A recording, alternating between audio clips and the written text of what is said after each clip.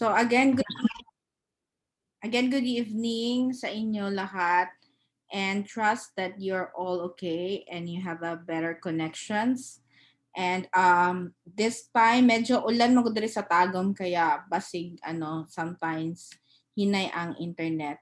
So I just wanted to remind you of your current assignments before it's finally due. So actually these are just guide for you to finish, no, kasi meron na-apply ka ng marag ka ng facing. So this is just the activity that you need to finish for tag 2 weeks man noon ni siya ang ano. So actually last time we are already in here. We are still under preliminary and we're done with course guide and introduction. Wait lang. Am I still here? Okay. So, and we are already here in the research types and designs.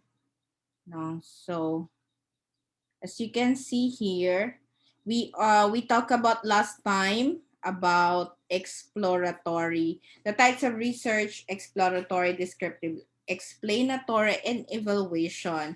So any one of you who can say or you remember what does it mean for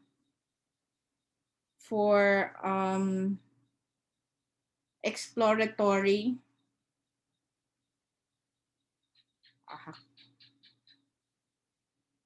Yes, Jerwin. So ito, exploratory. It answers the question. Or any one of you?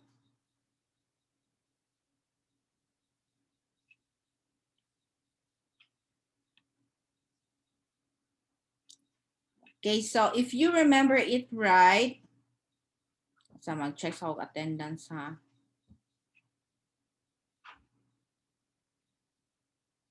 So if you remember it right, it answer pag sinabing exploratory, it answers the question what, no? If you remember it. So I just want to remind you again kasi there has been misunderstandings when we talk about types of research, no? And kasi as per experience sa mga nag-OIP ngayon, which are graduating already, most of them tend to use na the word na kanang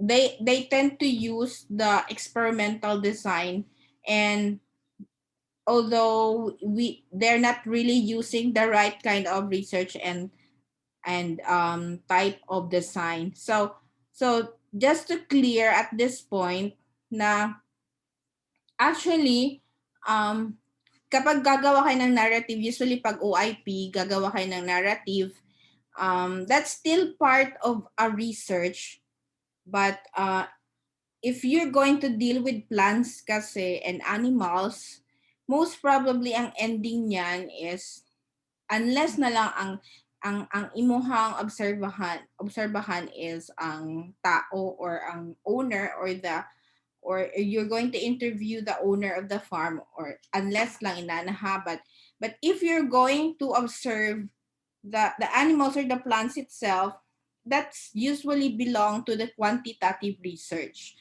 So if you remember before, the quantitative research are experimental research wherein there is quantity, you count the number of data, and also most importantly, it should be counted and it should be solved, or it should be statistically analyzed. So merong statistical design. Whereas qualitative can have both statistics or not, but when we say qualitative, it's just to describe, to explain. No, in fact, surveys, you can do surveys both qualitative and quantitative. So sa quantitative siya, pwede mag-survey ka and using statistics. Sa qualitative naman, pwede ring mag-survey but more on ano siya, to actually just explain, no?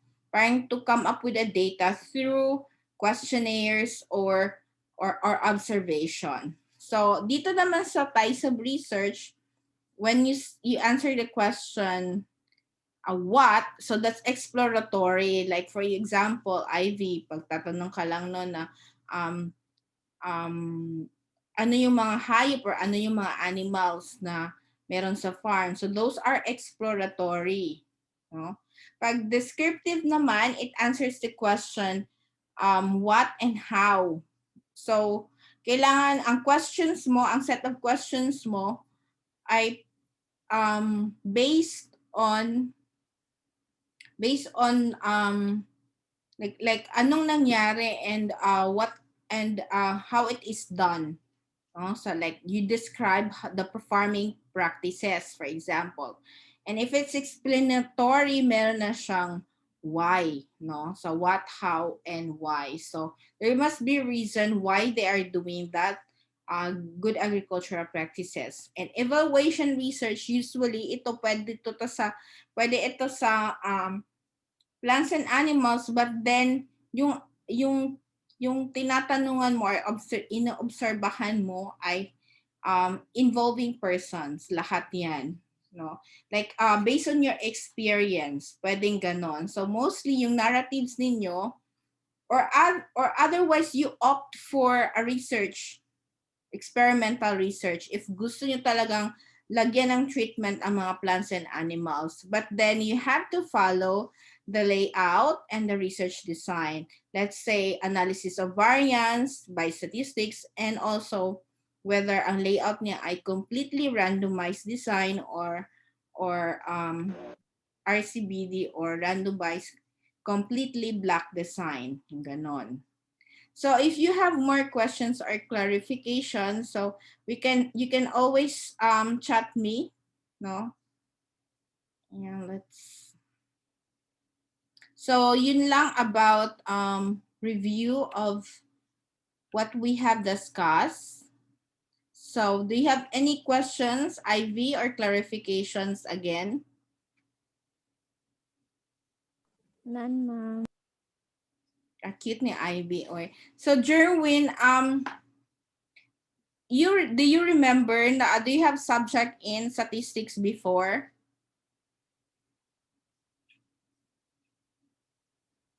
Do you remember nga naamoy statistics before? Kaysa ako lang siya.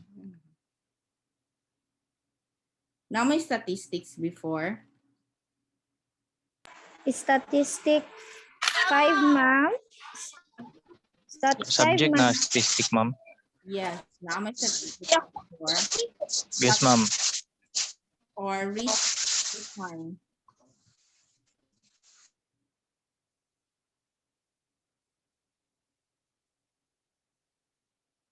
Research subject na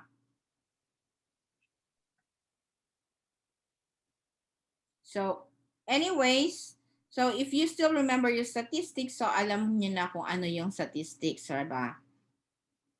So, but then we're going to review that no in the middle under the topic conducting research. So, in continuation sa ating discussion last time about different types of research, so this is just a newly reported or webinar. This is about conducting research, no? Adapting research pala in times of pandemic and its challenges and opportunities. So I just got some of the slides here so to show you. Asa na to? Ako manggingikon. Okay, next. Kamay ra mo day kayo siya. Okay, so these are the framework for research and the interrelationship between components. So when we say, again, we have discussed this research designs, whether quantitative ba siya or qualitative, or it can be both methods, no, or mixed methods, so the better.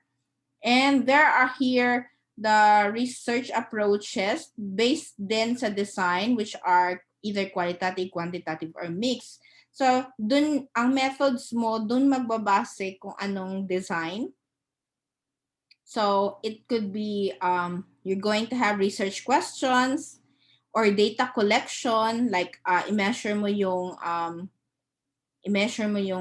weight or yung weight ng chicken or yung swine or kaya yung weight ng yield mo. And then you're going to analyze your data through statistics and interpret them and then validate them. Whether when you say analyze, it's the use of statistics, usually ang ginagamit natin ay analysis of variance pag experimental. And when meron siyang significant differences, so i-interpret mo siya ng ganon. And if effective nga yung nilagay mong treatment or yung fertilizer or yung pesticide, so you validate that, is that what you see from the literature or is it contradicting? So yun yung mga research methods. And then that comes back, but these are actually framework, no? So it means it is it flows within the relationship. So philosophical views, meron tayong post-positivist, constructivist, transformative, or pragmatic. So ano-ano itong mga ito? So we have pag post-positivism, it just means that these are philosophical worldviews. So, di ba nga, meron tayong dalawang doctorate. Meron tayong medical doctor at saka meron tayong doctor of philosophy. So, we have a lot of philosophers in the world that we have based mainly our ideas or worldviews, no? Like Albert Einstein, although he's a scientist, Plato, diba? And who else? Kinsa pa, Jerwin? Aristotle, ma'am. Yes, very good. Isa again, mag-ano na lang po kung si Aristotle. And yan. So, these are the views that we've come to, like post-positivism. So, when we say positivism, so positive, no, may determination, reductionism, empirical observation, and measurement, and theory verification. And pag transformative, medyo political siya. Power and justice-oriented, collaborative, and change-oriented. So it means, depende sa kasama mo, no, if you agree with each other. So transformative siya. And constructivism, if there is understanding, multiple participant, meaning, social, historical construction, and theory generation. So every ideas are led to understanding, parang ano siya, yung social group is para ma-construct yung idea, no, ganon. Para siyang, ang sige tawag sa teaching gani na na strategy. I forgot. Basta ka na ganing mag-isip mo as a group kung unsay buhaton. So something like that. Sorry, I forgot some of the terms already. And then pragmatism, consequences of action, problem-centered, pluralistic, and real-world experience-oriented. So yun yung pragmatism. So based sa actions at sa problema. Okay, next. So there are criteria for selecting approach, so whichever approach ang gagawin nyo. So these are actually mixture, no? You cannot just say if you are doing a research, pwede kasi siyang social research, no? So mostly meron siyang philosophical views, no, aside from the experimental na research. So other way of classifying a research could also be if it is social research or experimental. So pag social research, kailangan meron kang ka-interview ng mga tao. So hindi pwedeng interviewin mo yung mga animals and plants, so they belong to experimental group pa. So pag tao ang kausap mo, so pwede siyang social research. So una is the philosophical worldview, the research design, yung methods, the research problem, and the personal experiences of the researcher and the audience for whom the report will be written. So ito yung mga criteria. That is why I just have done one social research in my lifetime, and that was entitled agritourism in Samoa. And so we just did an interview. No, it's just a combination ng explore. Well, that was really a qualitative research design, which is explorative, and we just interview people. No, we have questionnaires, but it's an they minsan marinig mo din na meron siyang open-ended questions or explorative na question, or close-ended or yes or no lang. So may mga ganong questionnaire. So iba-iba na it's not actually definite, no? There's arbitrary na ways of classifying the different types of researches. So meron tayong qualitative or quantitative approach. So pag sinabing qualitative, 'di ba, yung kanina, usually mga social research, and usually positioning, no, like ano ba talaga ang idea ng the idea of, let's say,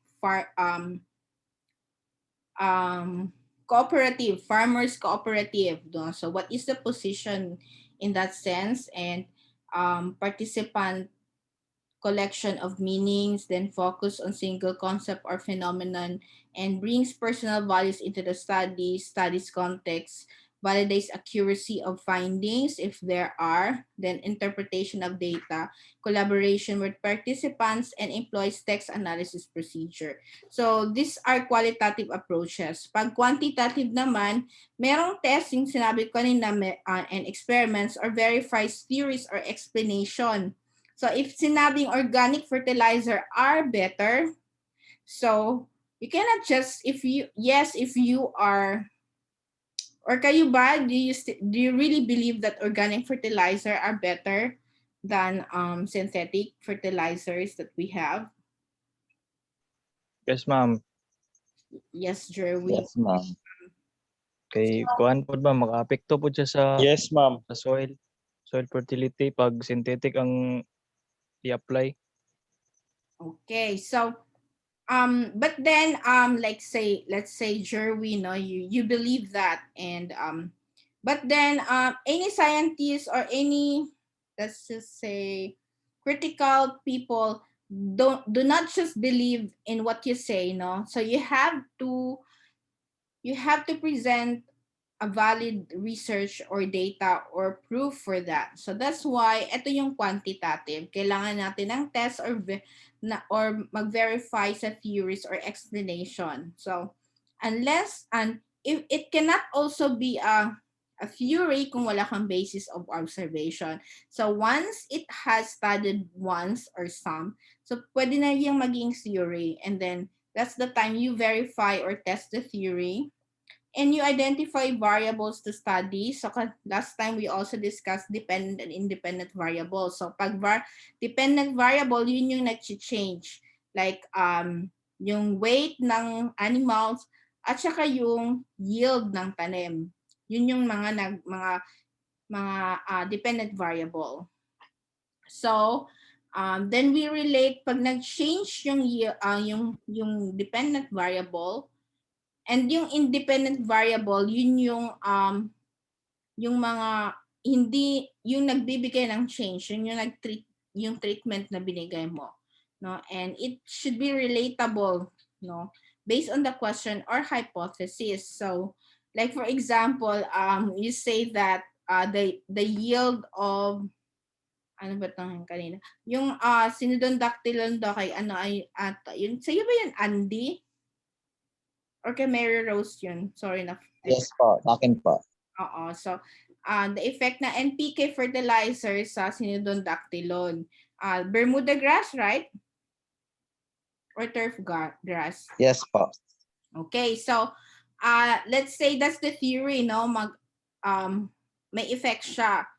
I mean good effect. So, if that is the title, so how would we know na may effect siya? So dapat yung variable niya, siyempre, we will study the growth, no? Ang kanyang weight or biomass, pag weeds kasi mga ganun yung mga data na kukunin mo. So, yun.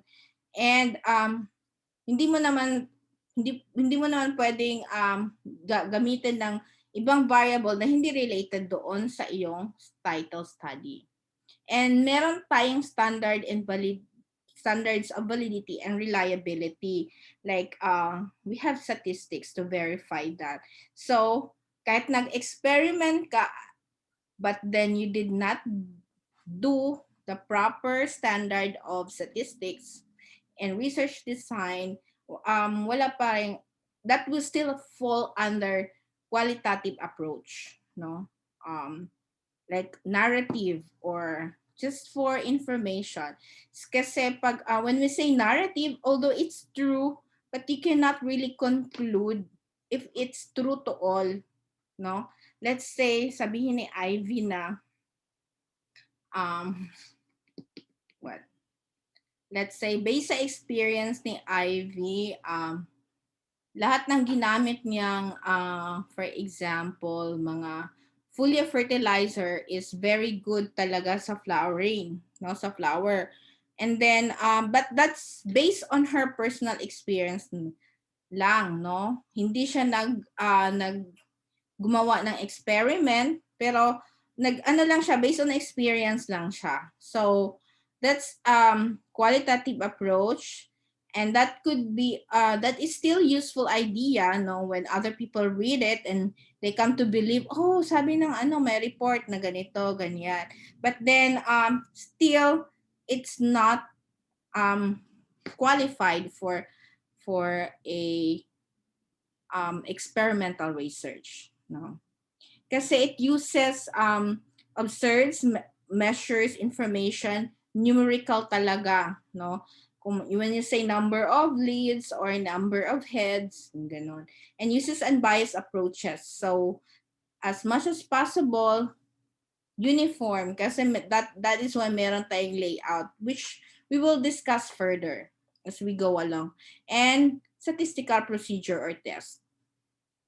So I hope you understand what we are talking about. So some more about quantitative versus qualitative. Pag quantitative again, so it means there are factors that will influence an outcome. Yun nga, yung ano yung treatment mo na pwedeng magpa-increase ng height or yung data na kukunin. And then assess the utility of an intervention. So can we utilize NPK now for making our turf grass grow better, no? Because we use that for lawn or for landscaping.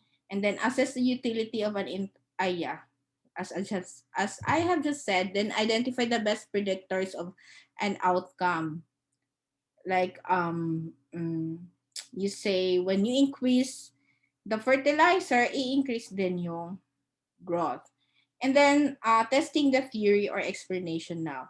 But versus qualitative, you still explore, understand better the concept or phenomenon. So usually all questions answerable by what, what happened when based on your experience, no? If a researcher does not know the important variables to examine, so ito yung gagamitin mo. Like, you still have no idea talaga. Like for example, let's go to another science like quantum physics. Wala tayong subject na quantum physics, but we have subject in physics, right? So, sa physics na, humana mong physics, di ba? Yes, ma'am.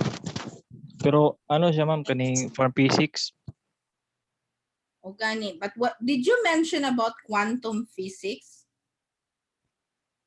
Na-tackle na sa mga last time, ma'am. Oh, okay. So therefore, what did you understand about quantum physics?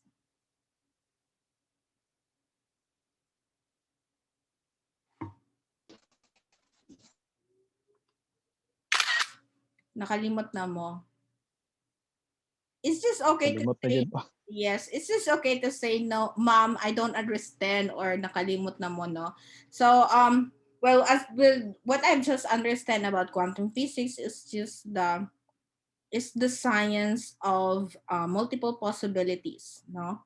So it is so defined like that, but that is just our example, no? We do not know yet what to study, kaya we just keep on asking or exploratory na type of research lang, no?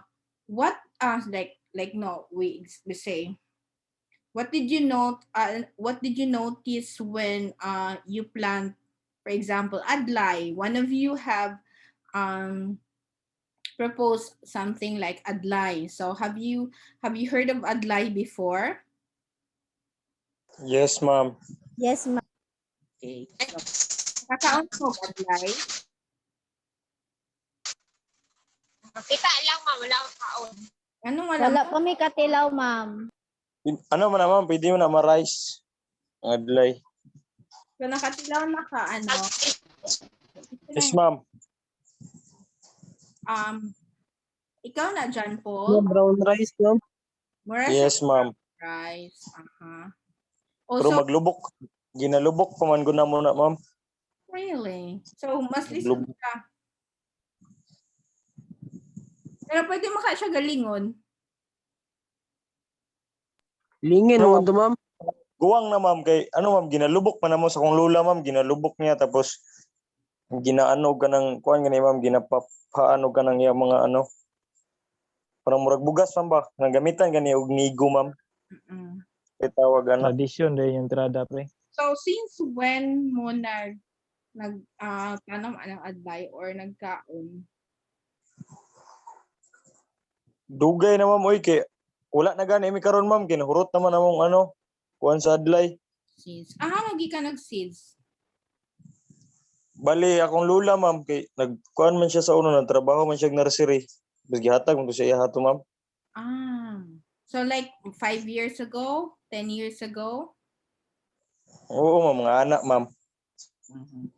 So, but if you know the history of adlay, it came from, I think, India somewhere like that. No, I'm not so sure. Pero daghan man gyapon na karon sa diri sa Marilog area, ma'am. Ang adlay.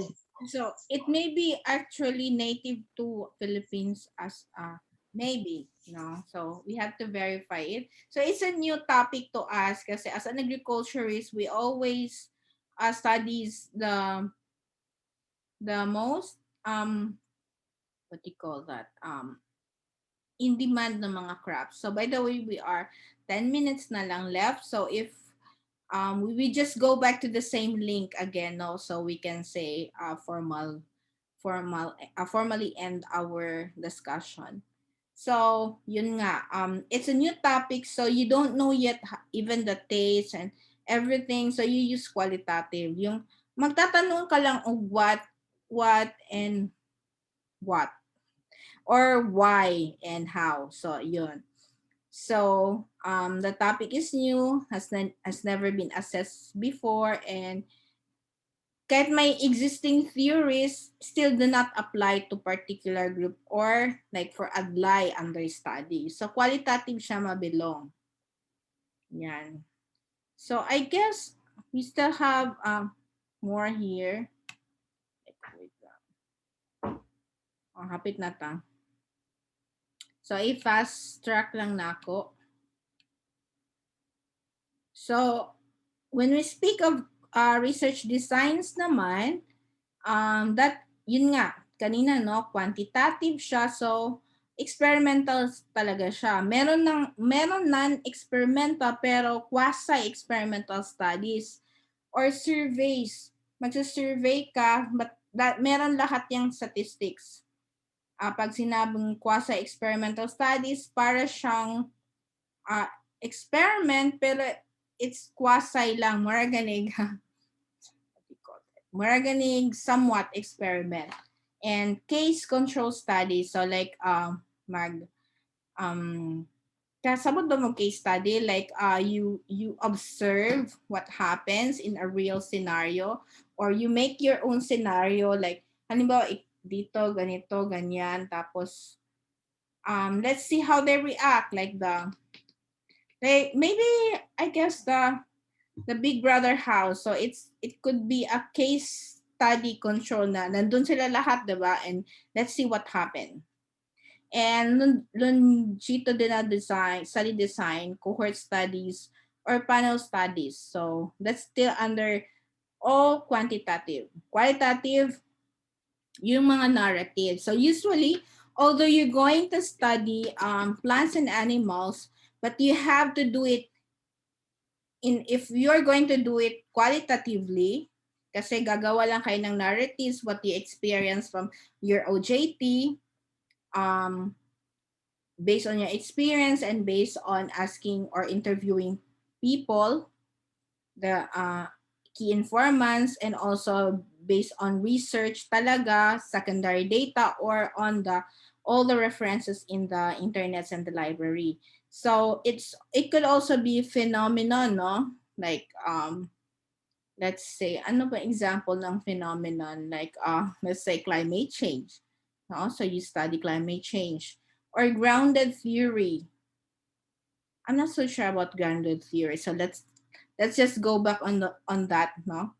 Ethnography. So I know ethnographies are when you study the cultural, yung mga cultural studies, and case studies pa din, like you go to a particular community where they grow adlay, and then you observe and ask them questions. So that could be qualitative. And mix, convergent na siya, parang kailangan mo yung both quantitative and qualitative data or research para malaman mo kung which either way is very useful. At saka napaka-explanatory niya. So it should always answer the question why, and exploratory what, complex design, yan, mix na siya. Okay, next we have, so ano yung mga research methods? So most of this you are not yet familiar, no? Even me, no? Kasi I'm only up to quantitative, no, or experimental talaga. So kasi kanina we have learned na ang quantitative hindi lang experimental, meron tayong quasi, case studies, and longitudinal, no? So meron siyang predetermined, nakaplano na yan pag quantitative. That's why meron tayong proposal, then instrument-based questions, performance data, and so on, census data. Kung kapag sa Philippine Statistic Authority, that's still quantitative, nagsisensus, no? Statistical analysis and saka interpretation is very important. Pag qualitative naman, emerging methods, pwedeng anong kahit methods, no, na, or you can even create your own methods. Open-ended questions like it's not answerable by yes or no. So, what are you feeling right now, no? Or what do you think about this? Or eating or converting adlay as staple food.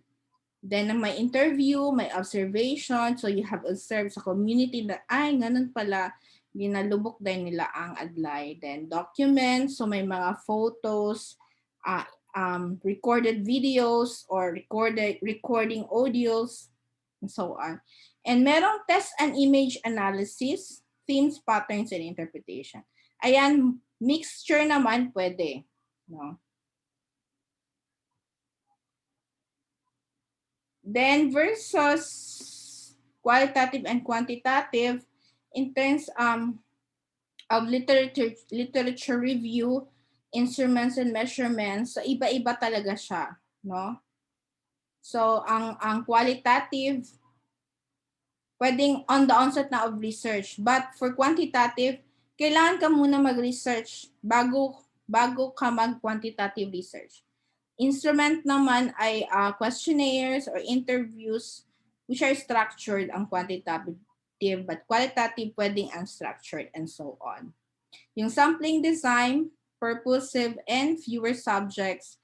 So yung like before, ang sabi ko sa ka-co-researcher ko, okay lang ba yung 20 na interview na people? Sabi niya, okay naman. Kasi sa tanim, hindi pwede yon. Kailangan meron kang at least 10 sample plants per replication, per treatment pa yan. At sa isang treatment, meron kang 3 or more replications. So, sa quantitative naman, random siya dapat, no? Hindi mo pipiliin kung sino. So, dapat. And the time spent for qualitative is walang time frame. Pero for quantitative, experiment are generally short and measured in terms of time. Okay. So in terms of analysis also, they also differ. Verbatim, yung qualitative, yung quantitative, talaga merong quantities, hypothesis, statistical design. And yung knowledge is, processing is inductive, interpretative, and collaborative. While sa quantitative is deductive, is the opposite from general to specific, and assessing existing theories to test new application. And the result is a range, it's a range of response, while quantitative, based lang talaga kung ano ang sinabi ng statistics. No? So ito yung mga scenario lang, no? And you can read this. This is just example, no? If you're going to have quantitative approach, na merong positivist worldview, experimental design, and so on. So, these are just example actually. Second scenario and third scenario. Kung ano yung mga mix ng ano. And then after that, you are supposed to answer the questions here. And I guess there are, how many questions?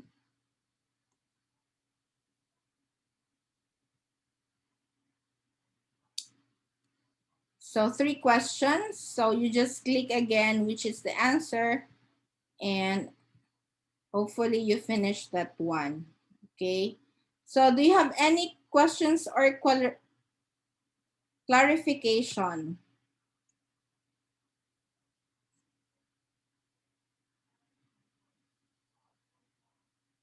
So we just finished kasi madaldal tayo masyado. I was expecting we can start writing research proposal, but then we still have much time naman for the next for the day after tomorrow. Ma'am, nakoy question ma'am ba? Yes. Jan. About sa mong title, ma'am, okay lang mangutana mi sa imo, mag-approach mi sa imo kung